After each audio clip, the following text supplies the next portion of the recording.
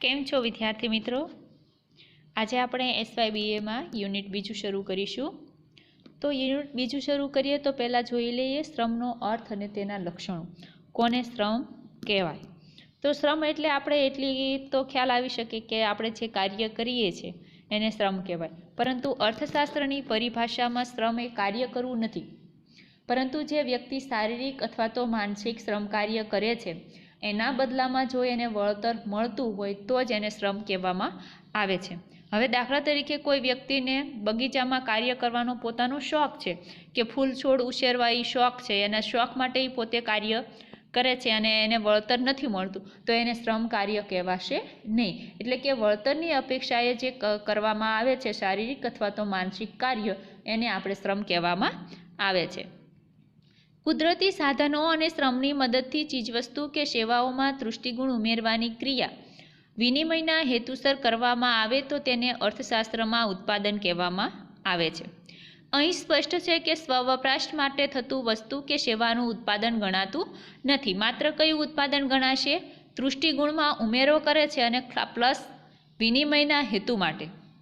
આપણા પોતાના વપરાશ માટે જો આપણે કોઈ પણ વસ્તુનું ઉત્પાદન કરતા હોય તો એને ઉત્પાદન ન કહેવાય, પરંતુ આપણે વિનિમય કરવા માટે જો વસ્તુનું ઉત્પાદન કર્યું છે તો એને આપણે ઉત્પાદન તરીકે ઓળખવામાં આવે છે. વળી ઉત્પાદનની પ્રક્રિયા ઘણે અંશે અનેક વિવિધ તબક્કાઓમાં વહેંચાયેલી હોય છે અને અનેક સાધનોના સહિયારા પ્રયત્નોનું તે પરિણામ હોય છે. જેમ કે અનાજનું ઉત્પાદન કરવામાં બળદ, ટ્રેક્ટર, દાતરડું, હળ, પાણી માટે દવાનો મોટર પંપ, દવા છાંટવાનો પંપ, મજૂરો એમ વિવિધ સાધનો જોડાયેલા હોય છે. આમ ઉત્પાદન માટેના સાધનો તો ઘણા છે, પરંતુ આવા સાધનોને સરળતા ખાતર અર્થશાસ્ત્રીઓએ 4 વિભાગમાં વહેંચ્યા છે. હવે ઉત્પાદનના ઘણા બધા સાધન છે કે બળદ હોય, ટ્રેક્ટર હોય, દાંતરડું હોય, પાણી માટેની મોટર, દવા છાંટવાનો પંપ, મજૂર હોય, તો આવા અનેક સાધનો આપણને જોવા મળે છે. પરંતુ અર્થશાસ્ત્રમાં સરળતા ખાતર અર્થશાસ્ત્રીઓએ ઉત્પાદનના સાધનોને 4 વિભાગમાં વહેંચણી કરી છે: જમીન, મૂડી, શ્રમ અને નિયોજક. આ તમામ સાધનોમાંથી હવે આપણે શ્રમનો પરિચય મેળવીશું. તો શ્રમનો ખ્યાલ આપણે નીચે મુજબ છે. તો સૌપ્રથમ જોઈએ તો શ્રમનો અર્થ અને તેનો ખ્યાલ. કે એક માતા પોતાના બાળકને ઉછેરવાનું કાર્ય કરે છે, એક પિતા પોતાને સંતાનના ભણાવવાનું કાર્ય કરે છે, કે પછી એક વ્યક્તિ પોતાના આનંદ માટે છોડ કે વૃક્ષ ઉછેરવાનું કાર્ય કરે છે. તો અર્થશાસ્ત્રમાં આ બધા કાર્યને શ્રમ તરીકે ગણવામાં આવતું નથી, કેમ કે બધા કાર્યોમાં કોઈ નાણાકીય ચીજ વસ્તુ સ્વરૂપે વળતરની અપેક્ષા નથી. હમણાં જ આપણે જોયું કે મેં હમણાં તમને કીધું કે કોઈ વ્યક્તિ પોતાના આનંદ માટે બગીચામાં છોડ અને વૃક્ષ ઉછેરવાનું કાર્ય કરે છે તો એને આપણે શ્રમ કહી શકશું નહીં, કારણ કે એને એમાંથી કોઈ વળતર મળતું નથી. એવી રીતે આમાં બીજું ઉદાહરણ છે કે માતા પોતાનો બાળકનો ઉછેર કરતી હોય અથવા તો કોઈ પિતા હોય એ પોતાના સંતાનને ભણાવવાનું કાર્ય કરે છે, તો એમાં એને કોઈ વળતરની અપેક્ષા હોતી નથી, એટલે આપણે એને શ્રમ કાર્ય કહી શકશું નહીં. વળી સામાન્ય રીતે લોકો શારીરિક કાર્યને શ્રમ ગણે છે, પરંતુ અર્થશાસ્ત્રમાં શારીરિકની સાથે માનસિક કાર્યનો પણ શ્રમમાં સમાવેશ કરવામાં આવે છે. આમ વળતરની અપેક્ષાએ કરવામાં આવતા કોઈ પણ શારીરિક કે માનસિક કાર્યને શ્રમ કહેવામાં આવે છે. આ શ્રમની વ્યાખ્યા છે કે વળતરની અપેક્ષાએ શારીરિક કાર્ય કરો તો પણ ભલે અને માનસિક કાર્ય કરો તો પણ ભલે, પરંતુ ટૂંકમાં તમને જો વળતર મળતું હોય તો એને શ્રમ કાર્ય કહેવામાં આવે છે. આમાં ખેત મજૂર જેવા બિનકુશળ કામદારોથી માંડીને ઇજનેર અને મેનેજર સુધીના બધા જ શ્રમિકોનો સમાવેશ થાય છે. એવું નથી કે માત્ર ખેતી ક્ષેત્રમાં કામ કરતા હોય તો જ એને શ્રમિક કહેવાય, પરંતુ મોટા મોટા ઉદ્યોગપતિ હોય, ઇજનેરો હોય, મેનેજરો હોય, એ બધાને આપણે શ્રમ કાર્યમાં સમાવેશ કરવામાં આવે છે. હવે જોઈએ આપણે શ્રમનું વર્ગીકરણ. તો શ્રમનું વર્ગીકરણ છે એ આપણને અમુક પોઈન્ટ આપ્યા છે કે કુશળતાના આધારે છે. તો આપણે પહેલું તો સૌપ્રથમ જોઈએ કુશળતાના આધારે. તો કુશળ શ્રમિક કોને કહેવાય? અર્ધકુશળ અને અકુશળ. તો અકુશળ શ્રમિક છે એ કોઈ ચોક્કસ તાલીમ કે શિક્ષણ મેળવેલું હોતું નથી.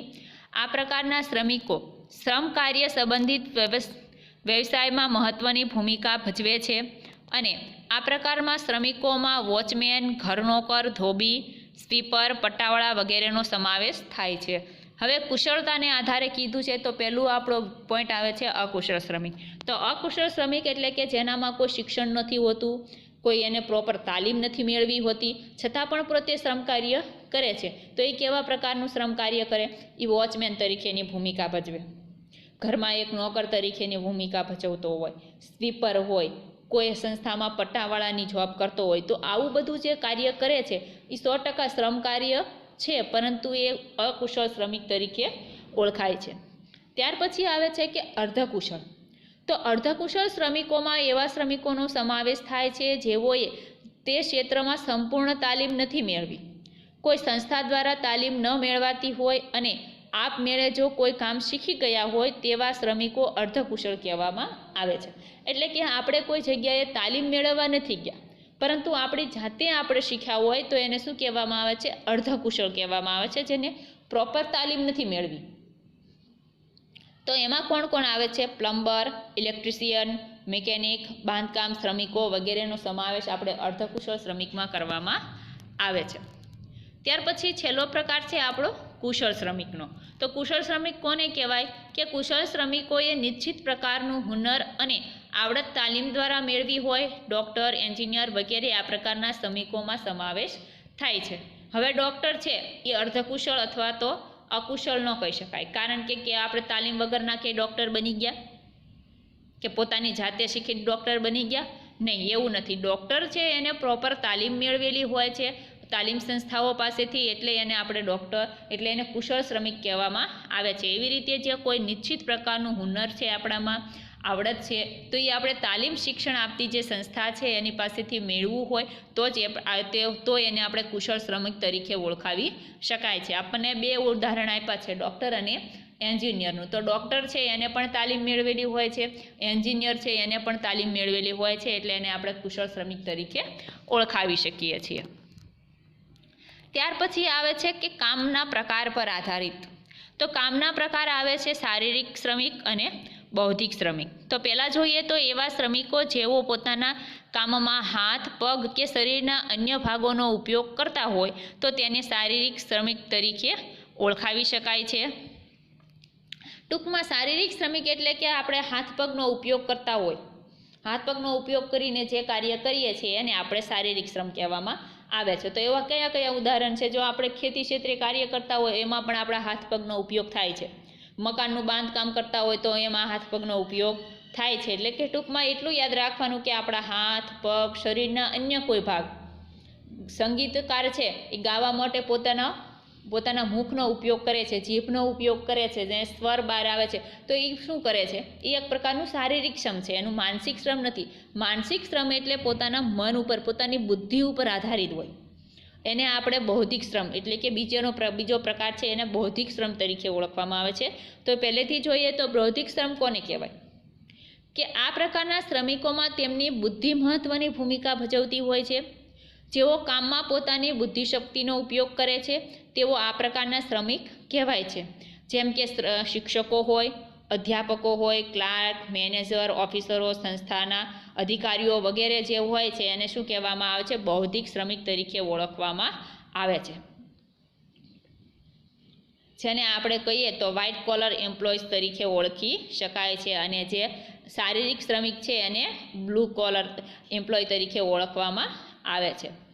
તો શારીરિક શ્રમ છે એમાં જેના હાથ પગનો ઉપયોગ થતો હોય એને શારીરિક શ્રમિક કહેવાય છે, અને જેમાં જે વ્યક્તિનો બુદ્ધિશક્તિનો ઉપયોગ થતો હોય એને બૌદ્ધિક શ્રમિક તરીકે ઓળખવામાં આવે છે. ત્યાર પછી જોઈએ તો વ્યવસાય આધારિત. તો વ્યવસાય છે એ અલગ અલગ હોય છે. કૃષિ શ્રમિક હોય છે, ઔદ્યોગિક શ્રમિક, બાંધકામ શ્રમિક, સેવા આપનાર શ્રમિક, પરિવહન કાર્ય કરનાર શ્રમિક અને ઓફિસ લેબર. તો કૃષિ શ્રમિકમાં કૃષિ ક્ષેત્રે વ્યક્તિ કાર્ય કરતું હોય છે. ઔદ્યોગિક ક્ષેત્ર એટલે કે ઉદ્યોગમાં શ્રમિક કાર્ય કરે છે. બાંધકામ એટલે કે મકાનનું બાંધકામ હોય, કોઈ સંસ્થાનું બાંધકામ હોય, હોસ્પિટલનું બાંધકામ હોય, કોઈ પુલ બાંધતા હોય, તો એવા બધા તમામ પ્રકારના બાંધકામ છે. સેવા આપનાર એટલે કે ડૉક્ટર સેવા આપે છે, પરિવહનની સેવા છે, પરિવહન કરવાનું કાર્ય છે, પોસ્ટ ઓફિસની સેવા કરતું હોય, અને ઓફિસ લેબર હોય એટલે કોઈ પણ આપણે લેબ હોય છે લેબોરેટરીનો, એમાં ઓફિસ લેબર હોય. ત્યાર પછી આવે છે રહેઠાણ આધારિત. તો રહેઠાણ આધારિત એટલે કે બે જ એમાં પ્રકાર પાડી શકશો આપણે, ગ્રામીણ શ્રમિક અને શહેરી શ્રમિક, એટલે કે ગામડાનો શ્રમિક અને શહેરનો શ્રમિક. તો ખાસ કરીને જોઈએ તો ગામડાનો શ્રમિક છે એ શારીરિક શ્રમ કરતો હોય છે અને શહેરી વિસ્તારનો જે શ્રમિક હોય છે એ માનસિક શ્રમ કાર્ય કરતો હોય છે. તો ગ્રામીણ વિસ્તારમાં આપણે જોઈએ તો ઉદ્યોગોનું પ્રમાણ ઓછું છે અને કૃષિ ક્ષેત્રનું પ્રમાણ આપણને વધારે જોવા મળે છે. અને કૃષિ ક્ષેત્ર છે એ કેવું ક્ષેત્ર છે? શારીરિક શ્રમ માંગી લે એવું ક્ષેત્ર છે. અને શહેરી વિસ્તાર છે એમાં ઉદ્યોગ હોય છે અને સેવા ક્ષેત્ર હોય છે. તો કોઈ શિક્ષક કોઈ ઉદ્યોગ ક્ષેત્રમાં કાર્ય કરવા ગયો હોય તો એ ના જઈને શું કરશે? ઉદ્યોગનું કાર્ય કરશે, કારણ કે ઉદ્યોગ છે એટલા માટે. તો ત્યાં કાર્ય કરે છે તો એ શારીરિક કાર્ય થશે. અને કોઈ સંસ્થામાં કોઈ શિક્ષણની પ્રક્રિયામાં પોતે ભાગ ભજવતો હોય તો એને આપણે કેવું શ્રમ કહીશું? માનસિક શ્રમ કરે છે કહી શકાય છે. તો એવી રીતે સમય આધારિત છે. સમય આધારિત પોઈન્ટ છે એ આપણે જોઈએ તો એમાં કેવા હોય? વાર્ષિક શ્રમિક હોય. સમયગાળો આપણે 1 મહિનાનો સમયગાળો આપ્યો હોય, 15 દિવસનો હોય, 1 વર્ષનો હોય. તો એવા શું હોય છે? વર્ષ આધારિત, સમય આધારિત હોય છે કે ટૂંકા ગાળાનું હોય છે કે લાંબા ગાળાના શ્રમિક હોઈ શકે. તો એવી રીતે શ્રમ આધારિત આપણે શ્રમિકનું વર્ગીકરણ કરી શકીએ છીએ.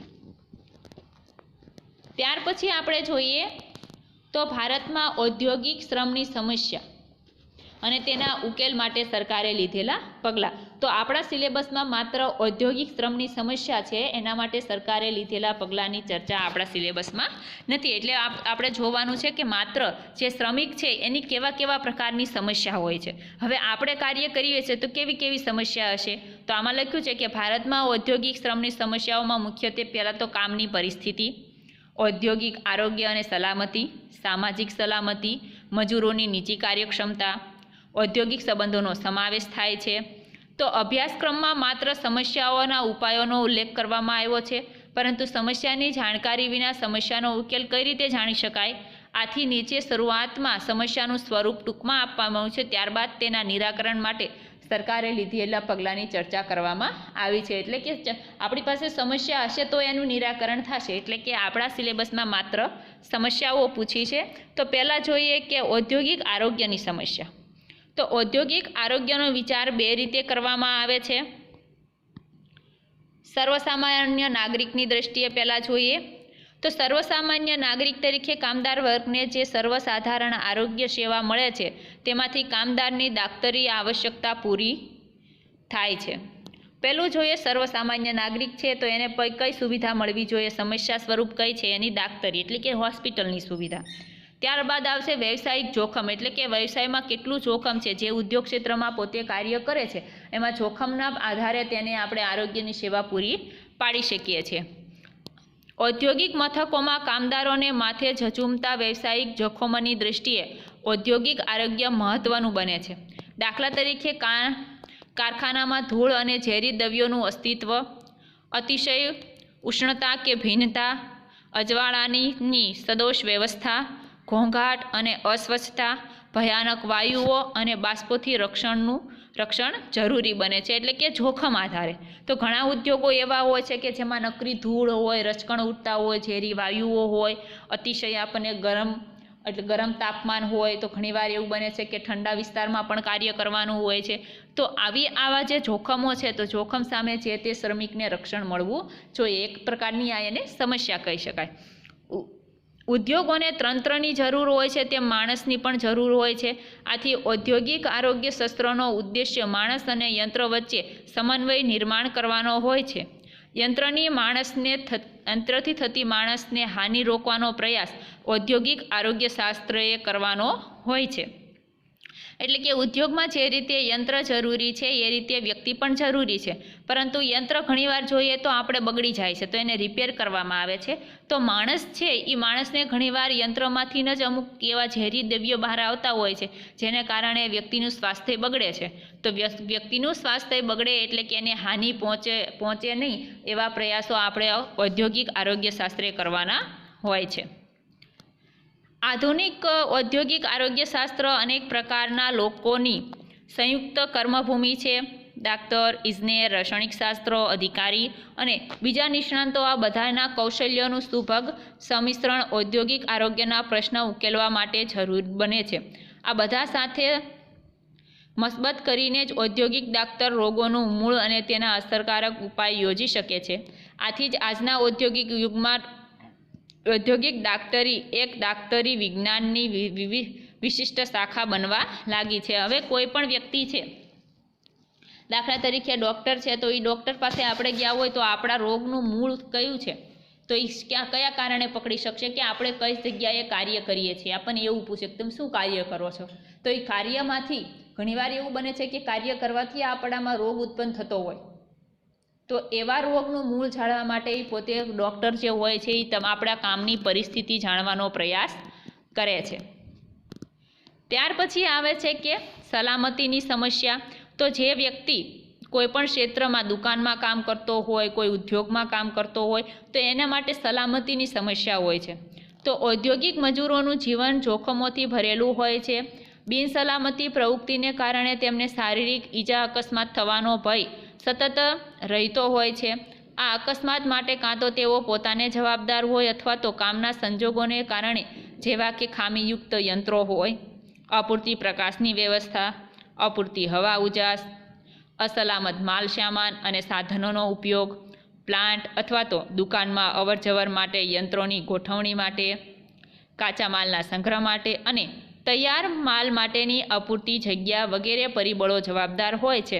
નેશનલ કમિશને અકસ્માત માટેના કેટલાક કારણોની ચર્ચા કરી છે. હવે સલામતી. તો સલામતી માટે આપણે આમાં ઘણા બધા ઉપાયો કયા કયા જોખમ છે એ આપણને આમાં બતાવ્યા છે કે યંત્રો ખામીપૂર્ણ હોય, કે યંત્રોની ડેટ પૂરી થઈ ગઈ હોય તો પણ યંત્રોનો ઉપયોગ કરવામાં આવતો હોય, કામના સંજોગો એવા હોય કે અપૂરતી આપણને હવા ઉજાસ, એટલે કે જે હવા પ્રકાશ આપણને મળવું જોઈએ એ હવા ઉજાસ આપણે જે તે કંપનીમાં ન મળતું હોય, કાચા માલનો સંગ્રહ કરવાની વ્યવસ્થા ન હોય, તૈયાર માલને આપણે માર્કેટ સુધી લઈ જવા માટે વાહન વ્યવસ્થાની પૂરતી સગવડ ન હોય. તો આવા જે પરિબળો છે એ બધા પરિબળો આપણને સલામતી માટે સમસ્યારૂપ હોય છે. હવે કેટલાક કારણોની ચર્ચા કરી છે. તો એમાં કારણોમાં જોઈએ તો બેદરકારી, અજ્ઞાન, અપૂરતું અને અયોગ્ય દેખરેખને કારણે માનવ નિષ્ફળતા કહેવાય છે. એટલે કે જે વ્યક્તિ બેદરકાર હોય, અજ્ઞાન હોય, એના પૂરતું જ્ઞાન નથી અને દેખરેખનો અભાવ હોય છે. ઝડપી ઔદ્યોગિકરણ, કે વર્તમાન સમયમાં જોઈએ તો ઉદ્યોગીકરણનો ઝડપી વિકાસ થાય છે. દિવસે ને દિવસે ઉદ્યોગનું પ્રમાણ વધતું જાય છે, તો જેના કારણે પણ સલામતી સમસ્યા ઉદ્ભવે છે. પ્રવર્તમાન કારખાનાઓમાં વિસ્તરણ કે સુધારો જોઈએ તો કારખાનામાં આપણે વિસ્તરણ થયેલું જોવા મળે છે. એકને આજ અને કાલ જોઈએ તો કારખાનામાં ઘણો તફાવત હોય, એટલે કે ટૂંકા સમયગાળામાં કારખાનામાં સારો એવું વિસ્તરણ થયેલું જોવા મળે છે. નવા ઊભા થતા ઉદ્યોગોમાં જોખમ કે જેની અગાઉથી જાણકારી ન હોય છે. હવે જે મોટા પાયાના ઉદ્યોગ હોય છે, સિમેન્ટનો ઉદ્યોગ હોય, લોખંડ પોલાદનો ઉદ્યોગ હોય, તો એમાં કોઈ જોખમની અગાઉથી જાણકારી હોતી નથી. સંચાલકો અને કામદારોના પક્ષે સલામતી માટેની જાગૃતતાનો અભાવ. ઘણીવાર સંચાલક પોતે અથવા તો શ્રમિક પોતે પોતાની તરફ જાગૃત નથી હોતો પોતાની સલામતી માટે, તો એ પણ એક એના માટે સમસ્યારૂપ કહેવાય છે. અકસ્માતને કારણે ઊભી થતી નાણાકીય અસરો વિશેનું અપૂરતું જ્ઞાન. અકસ્માત થાય છે તો વ્યક્તિને ખ્યાલ નથી હોતો એ નાનો હોય કે મોટો હોય. ઘણીવાર મોટો અકસ્માત થવાને કારણે જે નાનો શ્રમિક હોય છે એ નાણાકીય અસર એનામાં વધારે પડે છે, એટલે કે આર્થિક રીતે પોતે સદ્ધર ન હોવાના કારણે પોતે હોસ્પિટલની ફીસ ભરી શકતો નથી.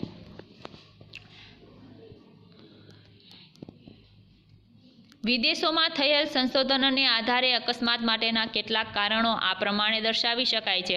એટલે કે વિદેશમાં જે આપણે જોઈએ તો ઘણા પ્રકારના અકસ્માતો થાય છે. એમાં જે જૂની પુરાણી ટેકનોલોજી જે આપણે ઉપર અભ્યાસ કર્યો છે એવું જ છે કે તાલીમ પામેલા હોય, અનુભવી કામદારોની સરખામણીમાં જે નવા યુવાનો આવે છે એ ઓછી તાલીમ પામેલા હોય, એટલે કે જોઈએ તો બિનકુશળ કહેવામાં આવે છે, તો જેના કારણે પણ અકસ્માત થાય છે. સ્ત્રીઓ કરતાં જે પુરુષ હોય છે એ દિવસ કરતાં રાતપાળીમાં વધારે અકસ્માત થાય છે, કારણ કે રાત્રિનો સમય છે ને એવો સમયગાળો છે કે પહેલો તો વ્યક્તિનો ઊંઘનો સમયગાળો હોય છે, ને બીજું હોય છે કે હવા પ્રકાશ ત્યાં હવા તો હોય છે પરંતુ પ્રકાશનો ત્યાં અભાવ જોવા મળે છે. તો આપણે પશ્ચિમની સરખામણીમાં ભારતમાં ઔદ્યોગિક અકસ્માતોનું પ્રમાણ વધારે જોવા મળે છે, કારણ કે ભારતમાં કામદારો માટે સેફ્ટી માઇન્ડેસનો અભાવ હોય છે. 1990ના અંતે કારખાનામાં આશરે 3 લાખ કામદારોને ઈજા થઈ હતી, જેમાંથી લગભગ 80 જેટલી ઈજાઓ પ્રાણઘાતક હતી. ખાણોમાં લગભગ 3000 જેટલી ઈજાઓ થઈ હતી, જેમાંથી 300 જેટલી પ્રજાઓ પ્રાણઘાતક હતી. બંદરો પણ લગભગ 1430 જેટલી ત્યાં આપણને ઈજાઓ જોવા મળી હતી. એટલે કે કોઈપણ કંપની એટલે પશ્ચિમની સરખામણીમાં ભારત દેશમાં અકસ્માતનું પ્રમાણ આપણને વધારે જોવા મળે છે. તો આપણને ઉદાહરણ આપ્યું છે 1990નું. તો 1990માં જોઈએ તો 3 લાખ કામદારોમાં ઈજા થઈ હતી, એમાં તો 800 તો એટલી ઈજા હતી કે જે પ્રાણઘાતક છે. પ્રાણઘાતકમાં આપણને ખ્યાલ આવી જાય કે વ્યક્તિ માંડ બચ્યો હોય એને પ્રાણઘાતક કહેવાય, કે પોતે પ્રાણઘાત કરી દે એવો જ હતો, એવી જ ઈજા થઈ હોય. ત્યાર પછી આવે છે કામની પરિસ્થિતિ. કામની પરિસ્થિતિ અંગેની ચર્ચા કરીએ તો ઔદ્યોગિક શ્રમની જુદી જુદી સમસ્યાઓમાં એક અગત્યની સમસ્યા તેની કામની પરિસ્થિતિ અંગેની છે. ઔદ્યોગિક કામદારની નિમણૂક થયા બાદ તેમાં વિવિધ પ્રકારની પરિસ્થિતિઓનો સમાવેશ થાય છે. આ પ્રકારની પરિસ્થિતિનું વર્ગીકરણ 2 વિભાગમાં કરવામાં આવે છે. એક છે ફિઝિકલ કન્ડિશનર, કામની ભૌતિક પરિસ્થિતિ છે, અને બીજી છે મેડિસિનલ કન્ડિશનર એટલે કે કામ યંત્રોની લગતી પરિસ્થિતિ છે.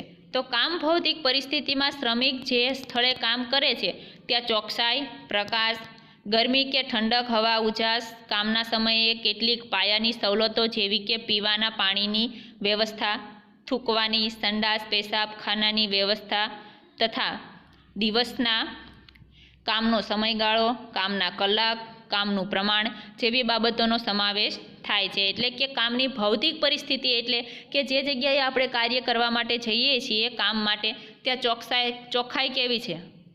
ગંદો વસવાટ હશે તો ચોક્કસ પ્રમાણમાં આપણે સ્વાસ્થ્ય ઉપર હાનિકારક અસર પહોંચે છે.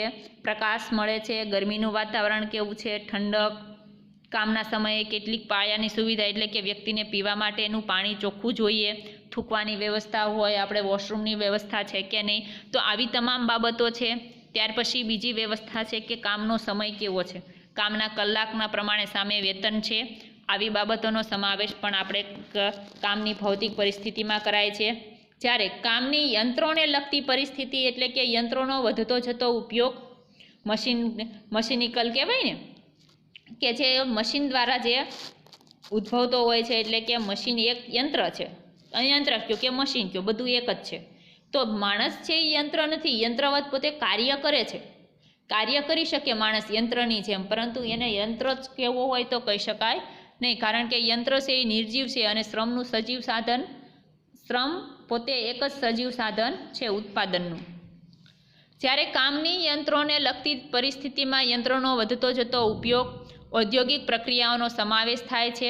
કામની પરિસ્થિતિ નક્કી કરવા વ્યવસ્થાતંત્રનો પણ હિસ્સો હોય છે. ઉદ્યોગમાં કામની પરિસ્થિતિ સંતોષકારક હોવી એ જરૂરી છે કે જો આ બધી સગવડો ઉપલબ્ધ ન હોય તો તે કામદારોના ઔદ્યોગિક થાક, બિનકાર્યક્ષમતા, કામમાં નીરસતા, સામાજિક, શારીરિક, માનસિક યોગ્યતામાં ઘટાડો, ઊંચા દરને ગેરહાજરી, શ્રમની હેરફેર, વણસેલા ઔદ્યોગિક સંબંધોમાં પરિણમે છે. એટલે કે જો આપણને સારી એવી સુવિધા, ઉપર બતાવી એવી સુવિધા ન મળતી હોય તો ઔદ્યોગિક થાક આપણને લાગે, બિનકાર્યક્ષમતા લાગે, કામમાં રસ ન રહે, શારીરિક અને માનસિક કાર્ય કરવામાં યોગ્યતા એમાં ઘટાડો થાય. તો આવા અનેક પરિબળોનો સામનો કરવો પડે છે.